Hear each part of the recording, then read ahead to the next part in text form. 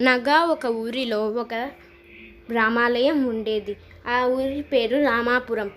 ఆ రామాలయానికి ఒకరోజు ఒక బిచ్చగాడు వచ్చాడు.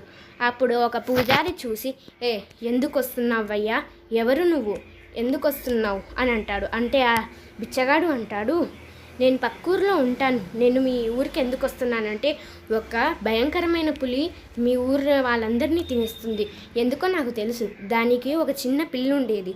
మీ ఊరి ప్రజలందరూ కలిసి ఆ పిల్లని చంపేశారు.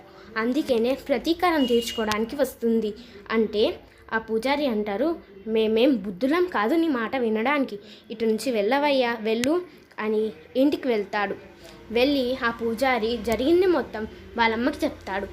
వాళ్ళ అమ్మ అంటుంది, ఇది నిజమే, నీకెవరైతే చెప్పారో ఆయన సామాన్య మానవుడు కాదు, ఆ శ్రీరామచంద్రుడే ఆయన అని అంటుంటే ఆ పూజారి విని తప్పైపోయింది క్షమించమని ఆ దేవుణ్ణి వేడుకుంటాడు. ఆ దేవుడు ప్రత్యక్షమైంది, సరే నేను నిన్ను క్షమిస్తున్నాను, అలాగే ఆ పులిని కూడా నాతో పాటు తీసుకెళ్తున్నాను, ఎప్పుడు ఎవరిని చిన్న చూపు చూడకు, సరేనా, ఇక వెళ్ళొస్తా అని వెళ్ళిపోతాడు.